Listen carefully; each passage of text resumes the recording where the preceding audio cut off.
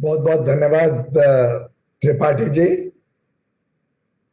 माननीय श्री राव साहेब दानवे जी,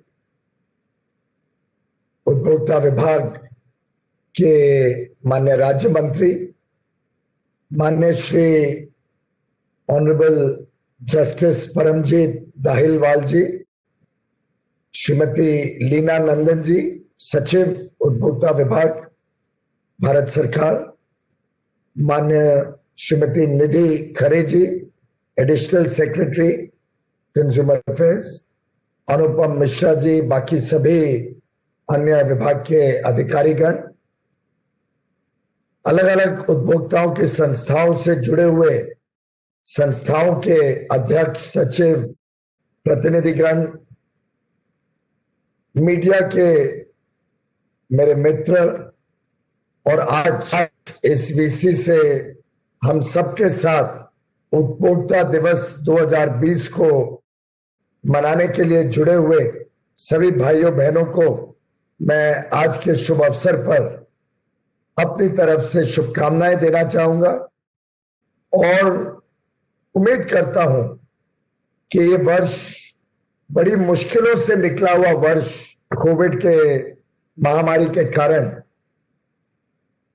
एक ऐसा वर्ष निकलेगा जिसमें कई सारे बातें, नई सोच उजागर हुई है जो आगे भारत को एक नए विकास की दौड़ में लेके जाएगा और भारत के उपभोक्ताओं को और सशक्त बनाएगा।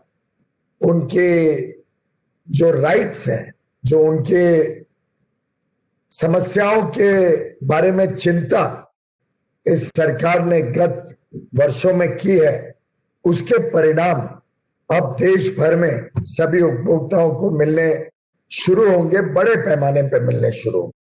जैसा अभी अभी लीना नंदन जी ने हम सबको अवगत कराया कि कई सारे प्रदेश, भारत के प्रमुख प्रदेश अब ई कंप्लेंट्स और वर्चुअल माध्यम से उपभोक्ताओं की समस्याओं का समाधान करने में जुड़ गई हैं और अगले कुछ महीनों में पूरे देश में हर एक उपभोक्ता को बहुत सरल रूप से संसाधन मिल जाएगा कि वो अपने अपने तकलीफों को, उनके साथ कुछ गलत हुआ हो, कुछ अन्याय हुआ हो, उसके बारे में बड़े सरल रूप से कंप्लेंट भी कर सकेंगे और उसका समाधान भी मिल सकेगा।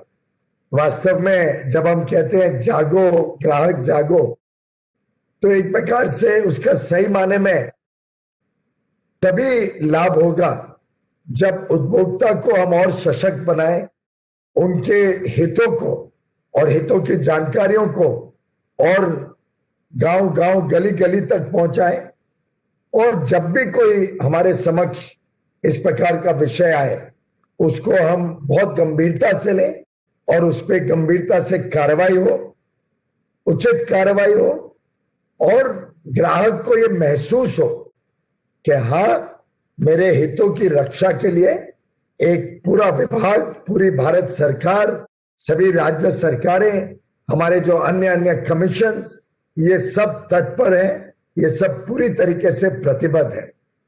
मैं समझता हूं आज का दिन एक मील का पत्थर साबित होगा। 2019 में आपने इस कंज्यूमर प्रोटेक्शन एक्ट को पारित कराया, गत महीनों में आपने उस पर बहुत गंभीरता से चिंतन किया, विचार विमर्श किया देश भर में, और सभी की इनपुट लेके ये जो रूल्स बने हैं, जो कंज्यूमर प्रोटेक्शन एक्ट को वास्तव में बल देते हैं, ये रूल्स मुझे विश्वास है देश में उपभोक्ता को और ताकत देंगे और आगे चल के इसका लाभ देश की गुणवत्ता के ऊपर, देश की जो एक प्रकार से पूरी एक क्वालिटी की परंपराएं हैं, क्वालिटी का जो साधन है, उसको भी एक बड़े रूप में बल देगा। महात्मा गांधी जी कहते थे, customer are the most important visitors on our premises. He is not dependent on us, we are dependent on him. मैं समझता हूं ये भावना पूरे देश में आस्ते आस्ते सभी व्यापार में जुड़े उद्योग से जुड़े हुए सभी लोगों को ये भावना आज समझ में आने लगी है। इसकी महत्वता आज देश में फैल रही है। जैसे जैसे कंपटीशन बढ़ता है, जैसे जैसे हर चीज में उपभोक्ता को चॉइस मिलता है, वो चूज कर सकता है एक सर्विस या दूसरी सर्विस, वो चूज कर सकता है एक प्रोडक्ट या दूसरा प्रोडक्ट। वैसे वैसे कंज्यूमर और सशक्त होगा और अच्छी क्वालिटी डिमांड करेगा, अच्छी प्राइसेस डिमांड करेगा और उसी से देश का आगे का भविष्य और अच्छा बन सकता है। देश के उद्योग पे भी नियंत्रण रहेगा, देश के व्यापार पे भी नियंत्रण रहेगा और उपभोक्ता के हितों के लिए अलग अलग माध्यमों से देश में व्यवस्थाएं और मजबूत होंगी। और वास्तव में ये कोई नई परंपरा नहीं है। मैं देख रहा था कि उपभोक्ताओं के बारे में चिंता हमारे अथर्ववेद में भी की गई है। अथर्ववेद में कहा है गुणवत्ता और नापतोल में किसी भी तरह की गड़बड़ी ना करें। तो यानी आज से कितने वर्ष पहले ये चिंता थी कि गुणवत्ता भी अच्छी होनी चाहिए, क्वालिटी प्रोटेक्ट होनी चाहिए, quality should be top class, और नापतोल मेजरमेंट में किसी प्रकार की गड़बड़ गलती मंजूर नहीं होनी चाहिए। माननीय प्रधानमंत्री जी के नेतृत्व में हमारी सरकार ने उपभोक्ताओं के हितों को और उनके हितों की सुरक्षा को प्राथमिकता दी है। We are all committed to build consumer protection and the regime associated with consumer protection with the best practices which will ensure consumers prosperity। हर उपभोक्ता को महसूस होना चाहिए कि हमारे हितों के लिए कोई चिंता कर रहा है और हमारे हितों की रक्षा अवश्य होगी अगर हमने उसके बारे में विषय को उजागर किया। मैं समझता हूं जितना ज्यादा नियंत्रण रहेगा कि उपभोक्ताओं के हितों के ऊपर कोई छेड़खानी ना हो, कोई गलत काम ना हो, उतना इस देश की गुणवत्ता क्वालिटी स्टैंडर्ड्स भी सुधरेंगे, इस देश की एफिशिएंसी सुधरेगी और हमारे उद्योग और व्यापार में प्रोफिशिएंसी और प्रोडक्टिविटी पे उचित ध्यान दिया जाए। और मैंने तो कुछ दिन पहले विषय रखा ही था सबके समक्ष कि क्या हम अगले वर्ष को क्वालिटी और प्रोडक्टिविटी का वर्ष बना सकते हैं। क्या अगला वर्ष उपभोक्ताओं के हितों को ध्यान में रखते हुए, उपभोक्ताओं के डिमांड को ध्यान में रखते हुए और अंतरराष्ट्रीय स्पर्धा में भारत का और बड़े पैमाने पे भारत का भी एक सहभागिता हो, भारत के बने हुए वस्तुओं की, भारत में दी गई सेवाओं की और बड़े रूप में अंतरराष्ट्रीय बाजार में भी एक्सेप्टेबिलिटी बने, उसके लिए डिमांड बने, उसके लिए क्या भारत और भारत का उद्योग और व्यापार जगत और अच्छे क्वालिटी स्टैंडर्ड्स को अपना सकता है। क्या हम अपने विभाग के माध्यम से, खासतौर पे ब्यूरो ऑफ इंडियन स्टैंडर्ड्स के माध्यम से और अच्छे क्वालिटी स्टैंडर्ड्स के ऊपर चिंता कर सकते हैं, उसके ऊपर फोकस कर सकते हैं, उसको बनाने में अंतरराष्ट्रीय बाजार की रिक्वायरमेंट्स को समझते हुए हम क्वालिटी स्टैंडर्ड्स बनाएं, भारत में उपभोक्ता को जागरूक करें कि वो उस क्वालिटी स्टैंडर्ड को डिमांड करे, भारत के उद्योग को जोड़े अपनी बात के साथ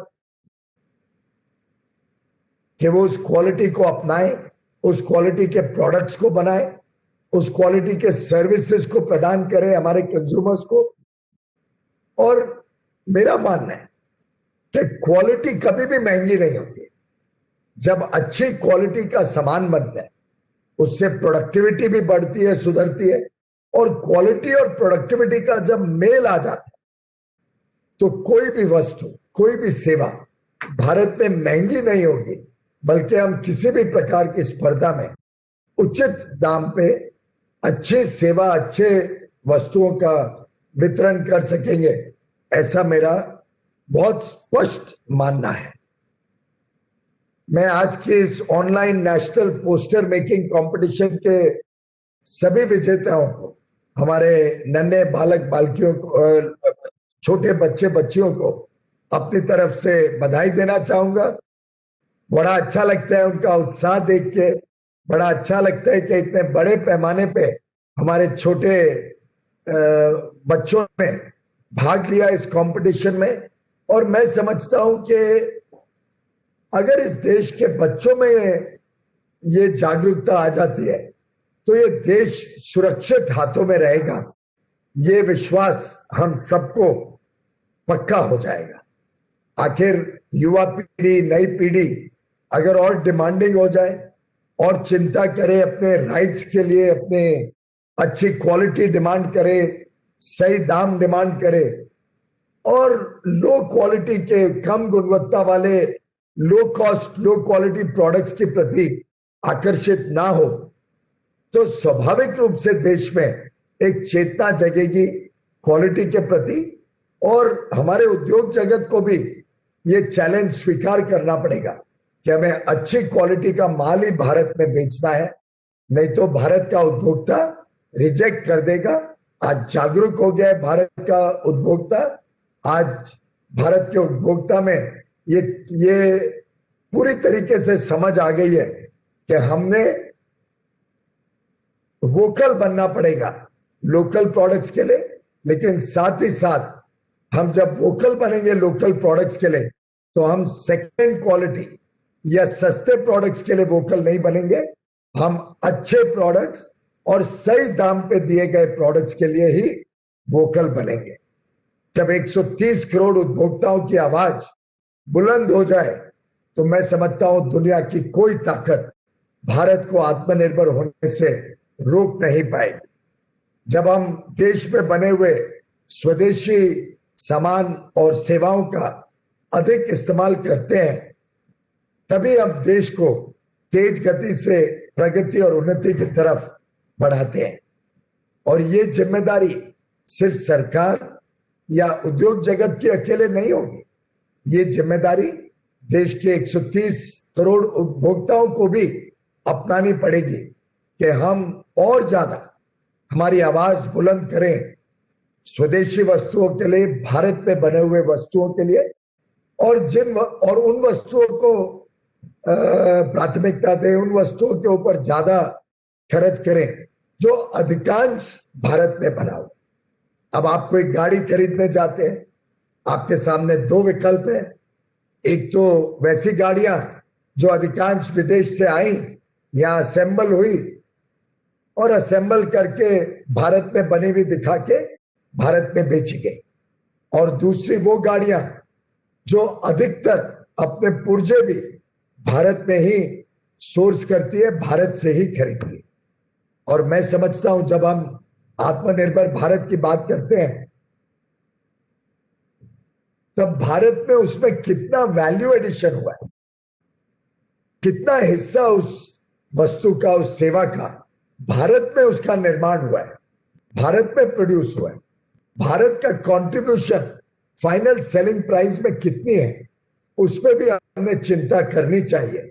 और मैं समझता हूं कि डिपार्टमेंट ऑफ कंज्यूमर अफेयर्स ने department of promotion of industry and internal trade के साथ मिलके मेक इन इंडिया की डेफिनेशन को भी और मजबूत बनाना चाहिए।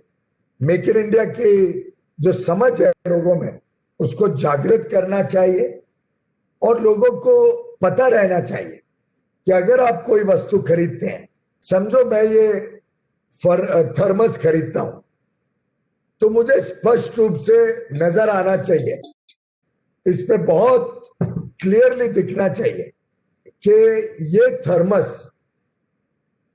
भारत में बनी है या विदेश से आई है। ये थर्मस के पुर्जे जो लगे हैं, इसका जो टॉप है, इसमें जो स्टेनलेस स्टील लगी है, इसका जो स्प्राउट है, इसका जो हैंडल है, इन सबको जोड़ते हुए कितना परसेंट इसमें भारत का निर्माण हुआ है, कितना प्रतिशत ये विदेशी पुर्जों को इस्तेमाल करके बनाए। और मुझे विश्वास है कि जैसे जैसे जागरूकता और बढ़ेगी वैसे वैसे देश में उत्पादन होने वाली नौकरियां, उत्पादन होने वाले काम के मौके, अवसर और बड़े रूप में भारत में उपलब्ध होंगे हमारे युवा युवतियों को। और ये एक प्रकार से सामूहिक हमारी जिम्मेदारी इसलिए बनती है कि अगर हम देखें तो पूरी जो अर्थव्यवस्था है वो उपभोक्ता के कंधे पे चलती है। आखिर कंज्यूमर जब डिमांड करता है, कंज्यूमर की डिमांड से ही तो अर्थव्यवस्था को बल मिलती है। हम सब जो काम कर रहे हैं जिससे हमारी कमाई होती है, उस कमाई को हम कहां खर्चते हैं? क्या उस कमाई का अधिकांश भारत में ही खर्च होता है? भारत में बने हुए वस्तुओं पे खर्च होता है? भारत में दी गई सेवाओं पे खर्च होता है? वही तय करता है कि भारत को कितना ज्यादा अर्थव्यवस्था में गति मिलेगी, भारत में कितने बड़े पैमाने पे उद्योग पनपेगा, उद्योग सफल होगा, और भारत में जितना ज्यादा वैल्यू एडिशन होगा उतना ज्यादा भारत में नौकरियां उपलब्ध होंगी, काम के अवसर उपलब्ध होंगे। जब हम आत्मनिर्भर भारत की बात करते हैं तब वो दो तरफा जिम्मेदारी है, उपभोक्ता की भी और हमारे उद्योग व्यापार क्षेत्र की भी। और जब दोनों ने अपना लिया, दोनों वोकल हो गए लोकल के लिए, तो भाइयों बहनों, दुनिया की कोई ताकत भारत में हर व्यक्ति को एक प्रोस्पेरिटी की ओर लेके जाने में अपना योगदान देगी। अगर भारत में हर व्यक्ति को काम उपलब्ध कराना है, हर व्यक्ति को नौकरी उपलब्ध करानी है, और कोई अच्छे काम का अवसर उपलब्ध कराना है, उद्यमी बनने के लिए प्रोत्साहित करना है, आखिर पूरा देश तो कोई नौकरियों के ऊपर सिर्फ निर्भर नहीं हो पाएगा। हमें नए स्टार्टअप्स को प्रोत्साहन देना है, हमारे उद्यमियों को प्रोत्साहन देना है, एंटरप्रेन्योर्स को, कि वो भारत में नए नए वस्तु बनाए। हमारे भारत के उद्योग को बल देना है कि वो अपनी क्षमता बढ़ाए, अपनी गुणवत्ता सुधारे। और वो तभी संभव है जब देश के 130 करोड़ नागरिकों ने ये तय कर लिया कि अब हम आत्मनिर्भर भारत के लिए और तेज बुलंद आवाज से वोकल होंगे लोकल प्रोडक्ट्स के लिए। मुझे आपको बताते हुए खुशी होती है कि जो department of promotion of industry और इंटरनल ट्रेड, जो उद्योग मंत्रालय है, उसने 24 क्षेत्रों का एक स्टडी शुरू किया। 24 क्षेत्रों के बारे में सरकार के प्रतिनिधि, उद्योग के प्रतिनिधि और उपभोक्ता, इन तीनों के मिलन के साथ जब चर्चा की, जब उसको गहराई से उसका अध्ययन किया, तो ध्यान में आया कि सिर्फ और सिर्फ वो 24 क्षेत्रों में अगर देश में हम उत्पादन बढ़ाते हैं, देश की गुणवत्ता सुधारते हैं कि क्वालिटी प्रोडक्शन हो, उन क्षेत्रों में प्रोडक्टिविटी पे गौर करते हैं जिससे कंपेटिटिव प्राइस, सही दाम पे वो वस्तु भारत में मिले और उपभोक्ताओं की भारत में भी जो डिमांड है उसको भी पूरी करें, और विश्व स्तरीय जो इंटरनेशनल ट्रेड है उसमें भी हमारे योगदान को बढ़ाएं, एक्सपोर्ट को बढ़ाएं। कई ऐसे उसमें वस्तु हैं जो विदेश से आज आ रहे हैं, जबकि भारत में वही गुणवत्ता या शायद उससे अच्छी गुणवत्ता का वही दाम या शायद उससे सस्ते दाम में आसानी से बन सकते हैं। जब उस 24 क्षेत्रों का हमने अध्ययन किया भाइयों बहनों, तो ध्यान में आया कि 20 लाख करोड़ रुपए का अधिक उत्पादन भारत में सिर्फ उन 24 क्षेत्रों में बन सकता। 20 लाख करोड़ प्रतिवर्ष, यानी अगले 10 वर्षों में 200 लाख करोड़ रुपए का अधिक उत्पादन हम भारत में बना सकते हैं, अगर हम सब ने ये तय कर लिया कि सिर्फ और सिर्फ वो 24 क्षेत्रों में हम और ज्यादा भारत की क्षमता सुधारेंगे, गुणवत्ता सुधारेंगे, प्रोडक्टिविटी सुधारेंगे और दाम को नियंत्रण में रखेंगे। अब आप अंदाजा लगाइए, अगर ये 20 लाख करोड़ रुपए का सालाना भारत पे उत्पादन बढ़ता है, तो साधारणतः 30-35% कोई भी वस्तु हो, 30-35% डायरेक्ट अथवा इनडायरेक्ट लोगों को इसमें नौकरी मिलती है, व्यापार करने का मौका मिलता है। एक प्रकार से कोई भी वस्तु ले लो, लगभग 30% मिनिमम उसमें लोगों की जेब में पैसा जाए। लोग सेवा देते हैं, लोग उसमें काम करते हैं। मिनिमम 30-35%। कई तो वस्तु ऐसे हैं जिसमें 30-35% से भी अधिक उसमें भारत का लोगों के हाथ में पैसा ज्यादा जाता। उदाहरण के लिए फूड प्रोसेसिंग। अब फूड प्रोसेसिंग में हम जितना ज्यादा बल दें, जितना ज्यादा निवेश करें, जितना ज्यादा भारत के किसानों के कड़ी मेहनत से, खून पसीने से बनाए हुए उनके उत्पादन को हम भारत में प्रोसेस करते हैं और प्रोसेस करके उसको भारत में भी बेचते हैं और विदेश में भी बेचते हैं, तो उसमें तो लगभग किसानों की मेहनत की भी पूरी उसका दाम आ जाता है। हमारे छोटे सूक्ष्म और मध्यम वर्गीय एमएसएमई सेक्टर के लोगों में मेहनत करवी का योगदान आ जाता है।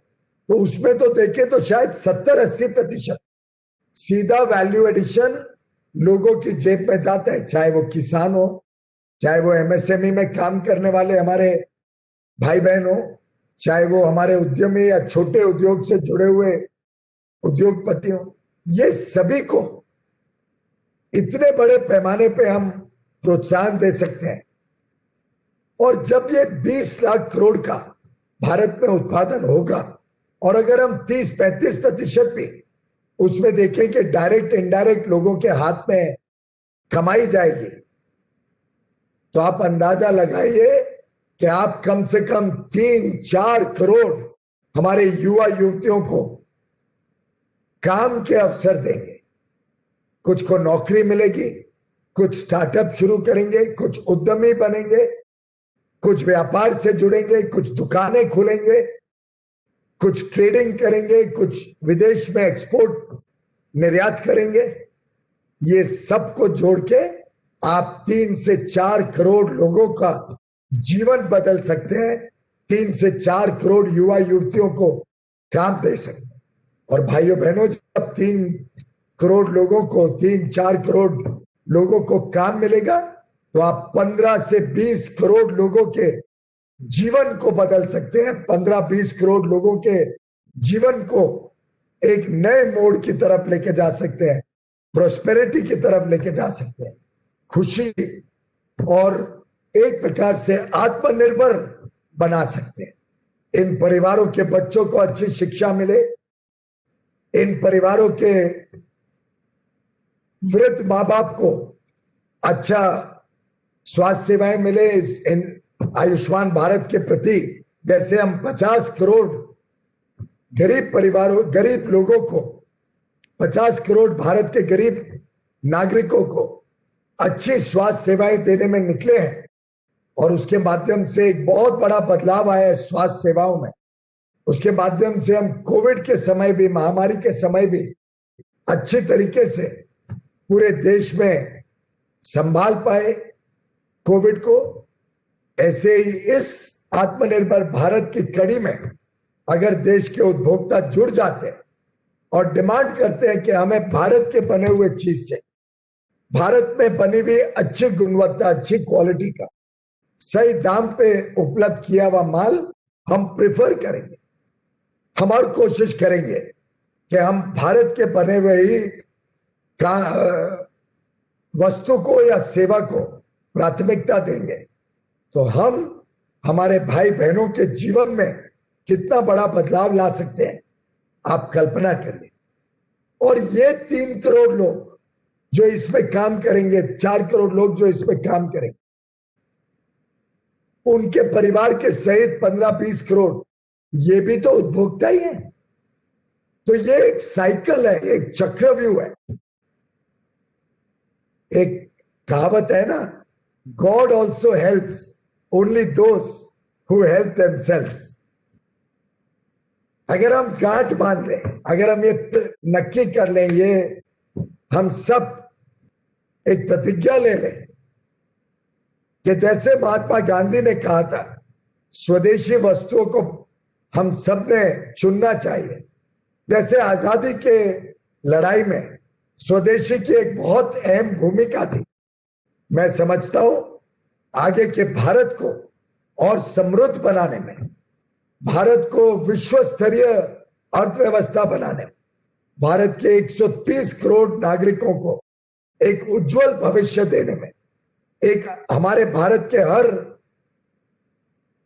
भाई बहन, छोटे युवा युवती को एक अच्छा भविष्य देने के लिए अगर हम सब इस आत्मनिर्भर भारत व्यवस्था के साथ, स्वदेशी व्यवस्था के साथ जुड़ जाते हैं, तो मैं समझता हूं हम सब एक देशभक्ति का काम करेंगे। हम सब देश के आगे के जो मार्ग है उसको और सुगम बनाएंगे और अच्छा बना पाएंगे। माननीय प्रधानमंत्री जी अलग अलग अवसर पे आह्वान कर रहे हैं देशवासियों को और चाहते हैं कि देश का प्रत्येक व्यक्ति इस बीइंग वोकल फॉर लोकल, स्वदेशी वस्तुओं को प्राथमिकता देने के बड़े लक्ष्य में, भारत को आत्मनिर्भर बनाने के लक्ष्य में उन्होंने बार बार भारत के हर व्यक्ति को आमंत्रण दिया है। आज भी विश्व जो यूनिवर्सिटी शांति निकेतन में यूनिवर्सिटी के 100 वर्ष की जयंती के कार्यक्रम में जो प्रधानमंत्री जी ने आह्वान दिया, उसमें भी उन्होंने ये बात रखी कि हम सभी का दायित्व है, हम सभी की जिम्मेदारी है कि हम जुड़े भारत को आत्मनिर्भर बनाने के इस कार्यक्रम में। हम सब जुड़े, कैसे हमारा भी योगदान होगा भारत को आत्मनिर्भर बनाने के लिए। और मैं समझता हूं कि इस योगदान में आप सब भी जुड़ेंगे, आप सब भी अपना अपना योगदान देंगे, आप सब भी भारत में बने हुए वस्तुओं को प्राथमिकता देंगे, आप सब भी जो प्रधानमंत्री जी का संदेश है इसको अपनाएंगे। तो मुझे विश्वास है कि पूरे भारत में हर एक व्यक्ति को एक प्रकार से दोनों तरफ, एक उपभोक्ता की तरफ अपना योगदान देना है और जैसे विश्व भारत यूनिवर्सिटी में प्रधानमंत्री जी ने कहा, हम सभी को चिंता करनी है कैसे इस कार्यक्रम को देश के हर जीवन के हर पहलू में हम लेके जा सके। विश्व भारती यूनिवर्सिटी के कार्यक्रम में मैं पढ़ के बताना चाहूंगा, माननीय प्रधानमंत्री जी ने जो विजन रखा है भारत में एक देश को तेज गति देने के लिए, और विवेकानंद जी का जो चिंतन था उसको आगे बढ़ाने के लिए, उस विषय में मेरा विश्वास है कि हम सब अपना अपना योगदान देंगे, हम सब इस विषय को आगे बढ़ाएंगे और जहां तक हो सके हमारे जो अधिकार हैं, जो ये कंज्यूमर हैंडबुक के माध्यम से आज डिजिटली लॉन्च किए गए, इन अधिकारों को भी हम सब समझेंगे। आखिर हम अगर अच्छी गुणवत्ता चाहते हैं, अच्छी गुणवत्ता को प्रोत्साहन देना चाहते हैं, तो उसमें आपका बहुत बड़ा रोल रहेगा।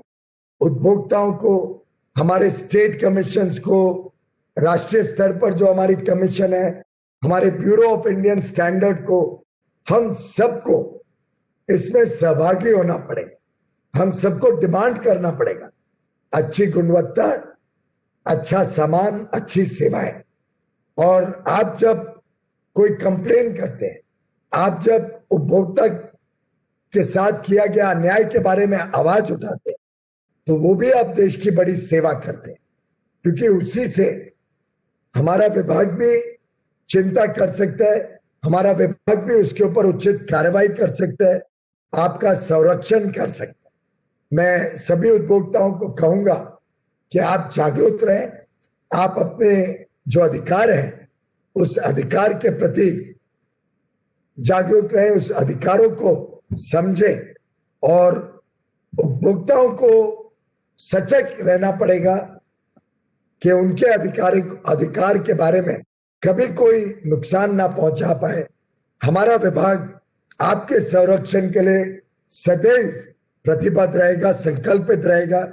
हमने हमेशा उपभोक्ता को प्रथम रखा है।